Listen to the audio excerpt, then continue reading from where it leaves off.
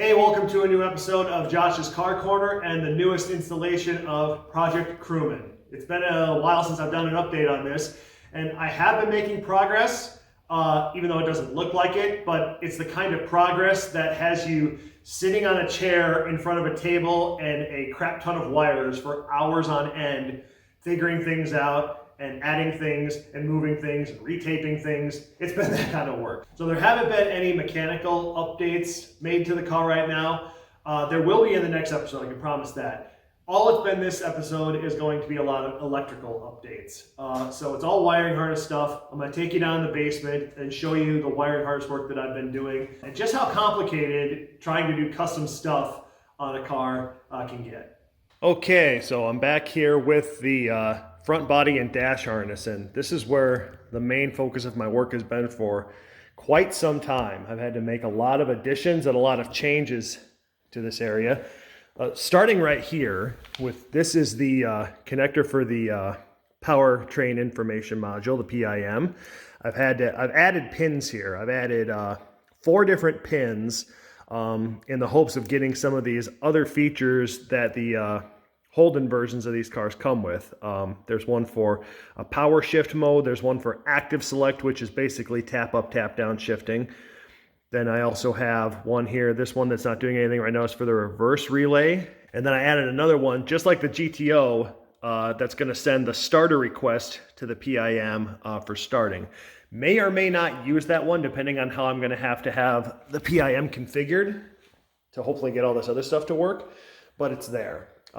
A lot of this is just kind of future proofing in case my A plan doesn't work. I have a plan B and I don't have to take the whole harness back out of the car and redo a bunch of things and add a bunch of wires. So I'm just adding things that I may not end up using because this is a lot. So I added this connector right here. This is going to go to the steering angle sensor that is being added. So you can see right here, the CAN network is going in and out of here, and then I've also got a power and a return low output that's going to go back. Actually, the G8 has this connector end, and that harness for the steering angle sensor goes right up to here, so that's going to work perfectly. I did add some wires here. This is the connection for the clock spring. I had to add 2 wires. One for the tap up, tap down shifting, the paddle shifting, because it goes through the clock spring, and then a second one to provide power to the circuit. So there's power in and then a signal out. So I had to add those wires in here and had to retape all this. Now moving along here, this is where I'm still doing some work. So this is where I've added a bunch of connections. So some of these might be familiar to some of you that have been inside the center console wiring. So I had this one. This was always here. This was for the traction control button, this guy right here. Then I added this one. This is going to be for door lock. Only 06 models came with door lock, but it uses the same connector. So I added that. And then I've also got this one. This is hopefully going to control the active select and basically turn the tap up, tap down, off and on with a button that'll be right by the shifter. And then this one will be to engage the power shift mode, which will give more aggressive shifts. And if it does work, I'm going to basically use it as a tow haul mode button to give me engine braking and holding gears a little bit longer and locking the torque converter up sooner so I can keep the transmission cooler. I've got the radio wires that are here too, which are kind of hanging out over here.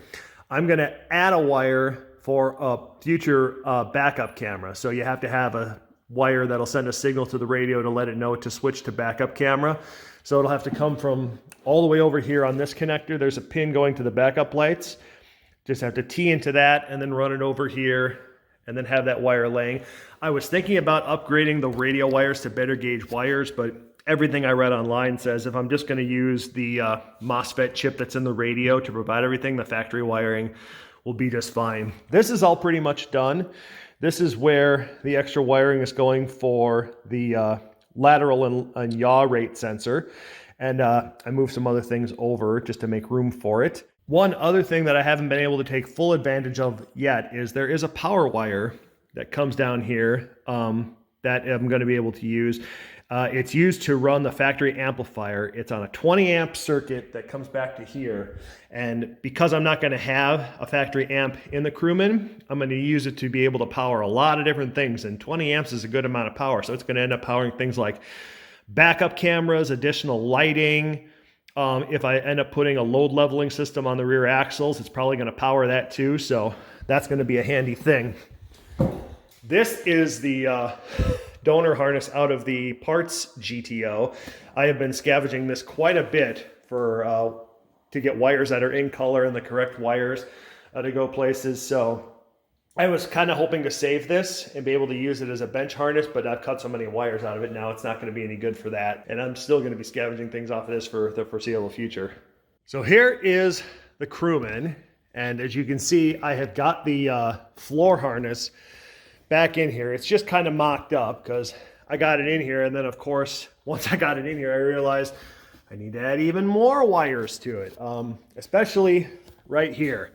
So this is a 6-pin connector that goes up this frame rail and then runs, you know, the lights and everything up here. There's the other end of it. And because I want to add a shark fin antenna and I want to have a mirror that's powered, that's going to have features in it, I got to run power forward. Oh, and by the way, the Crewman didn't come with visors with vanity mirrors in them. They require power as well, so I also have to run power for that. So I've got to add that too. I'm trying to minimize how many wires I have to solder together here, so whenever possible, I'm just trying to run complete wires in one piece and then pin them into connectors. So I actually found online this connector and the pins for it. So rather than tying this for the yaw sensor and splicing wires, I'm just going to run these wires right up to a brand new connector and eliminate another solder. Just trying to keep as many combining wires together down to a minimum. I've done enough of it. I don't want to keep doing it. I just want to eliminate future points of failure. I'll show you one mechanical thing that I did find out here, which is very unfortunate. I was hoping to just use this cradle in the car and just bolt everything up to it. Then I went to put the control arm in there and I found this. You can see right there, that's kind of like an oval shaped hole. That's not supposed to be an oval shaped hole. So at some point, and maybe you can kind of see it here, at some point somebody mangled the bolt hole for where the lower control arm goes into this cradle, which is probably why this cradle is in the car, because it was basically stripped of everything it was worth after it got flooded. I'm not even sure this is the original cradle that came in the car, but that cradle, because of that, is unusable. So that parts GTO I have, my buddy Larry still had it.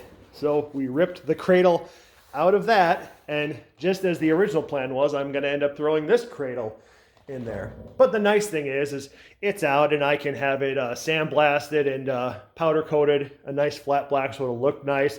And I can put all brand new suspension bits in it and then slam it in here. But before I do any of that, I've decided I am going to paint the engine bay myself just to get it done, because it's really holding me up from doing a bunch of other things. For one, I want to slam the firewall in here, glue it in place, and never have to worry about taking it out again.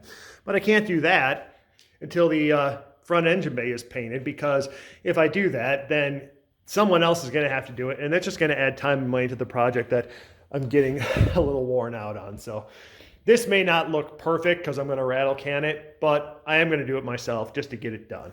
So another big score is right here. So when I drove out to San Diego for my wedding, my buddy Ali, who lives in Phoenix, had this, and he gave it to me to use for the project. This is a 6L80 transmission. Came out of a G8, so it's got the right back half on it, so I can attach the drive shaft to it, which is nice. Now he said it's probably going to need to be rebuilt, so we are going to have to do that, but I've been watching some videos online. It doesn't seem like the hardest thing in the world, but I've never torn a transmission apart before, so whether or not I rebuild this thing will be up in the air, but it'll probably need to be rebuilt, and I'm probably going to want to rebuild it anyway just to make sure it's all in good working order. This was the biggest score. So in here is just about everything that is included in a GTO front accessory drive, including an alternator, a power steering pump, and a brand new AC compressor. There was a guy that lives about a half hour away from me who's doing a GTO, and he went supercharged, so he ended up using a CTSV front accessory drive and didn't want this. So he sold this to me for $750.